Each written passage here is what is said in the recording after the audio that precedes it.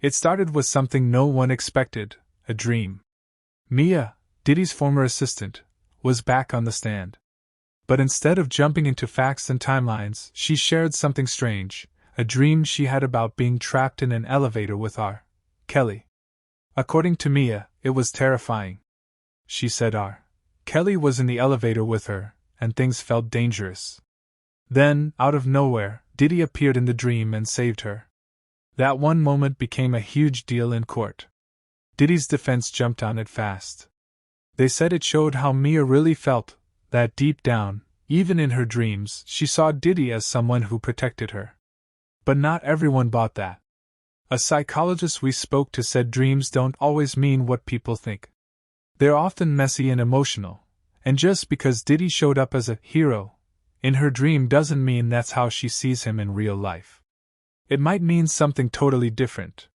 So the big question is, was Diddy really the hero in her story? Or was her mind trying to say something else? But that dream was just the beginning. Because what Mia shared next dragged even more big names into the spotlight. Right after the R. Kelly's story, Mia dropped another name, Mick Jagger. She said that, years ago, she had to run away from the Rolling Stones frontman after he allegedly tried to take her home with him. The courtroom tensed up. No one saw that one coming. This wasn't a case about Mick Jagger. So why mention it? Some think Mia was trying to show a pattern, that her life has always been full of risky situations, especially with powerful men. Others wonder if it was meant to distract from the core of the trial. Either way, it left people asking, how many of these stories are connected, and how many are just noise? It's also a reminder that when celebrities are involved, lines blur fast. Stories start to feel more like tabloids than testimony. But in court, every detail matters, even the strange ones. And Mia wasn't done yet. The list of famous names was about to get even longer. Kelly and Mick Jagger, you'd think that would be it. But Mia kept going. She mentioned even more celebrities: Leonardo DiCaprio, Jennifer Lopez, and the late Chadwick Boseman. She didn't go into full stories with each of them, but the names were there, floating in the courtroom like puzzle pieces that didn't quite fit. It left everyone wondering, why mention all these people? What do they have to do with the case? Some believe Mia was painting a picture of the world she lived in, one full of stars, parties, and dangerous power dynamics. Others think it was a way to show how tangled everything was, how blurred the lines had become between fame, friendship, and fear. But here's the thing, dropping names like Leo and J. Lo gets attention. Fast. It pulls headlines and raises eyebrows. Was it intentional? Maybe.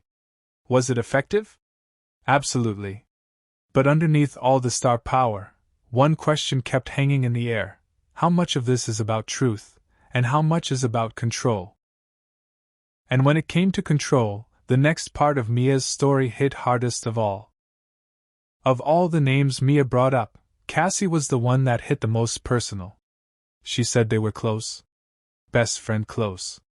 And yet, when everything was happening, when she says Diddy was mistreating her, she didn't tell Cassie a thing. Why? Because she was scared.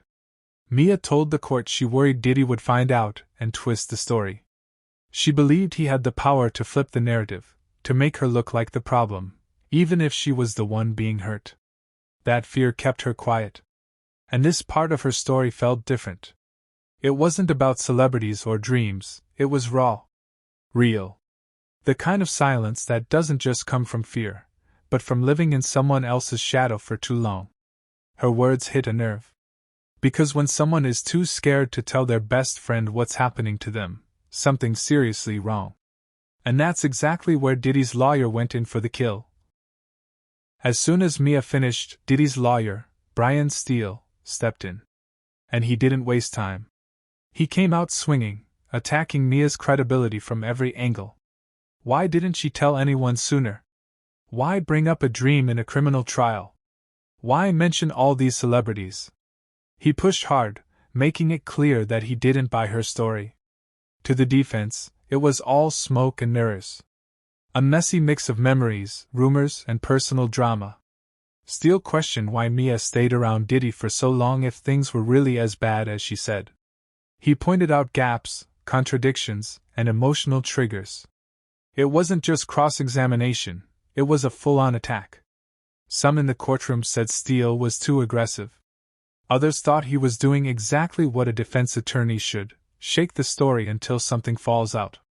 Whether it worked or not, it created tension, real tension that hung in the air like static. But here's the thing, it doesn't matter how loud the lawyers are if the jury isn't convinced. And in a case like this, the final decision could come down to just one person. That's the part people forget. You don't need a full jury to agree.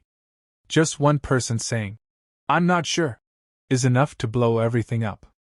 One holdout. One doubt. One mistrial. With so much emotion, so many celebrity names, and a story that shifts every time it's told, this case is anything but simple. And that's what makes it dangerous for both sides.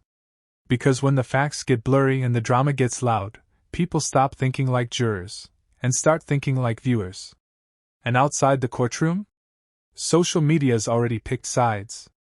Some say Mia's brave for speaking out. Others call the whole thing a circus. The court may have rules, but public opinion doesn't, and that pressure? It's always there, whether the jury admits it or not. But no matter what happens, this trial has already changed how people see Diddy, and maybe even the industry around him. This isn't just a trial about Diddy.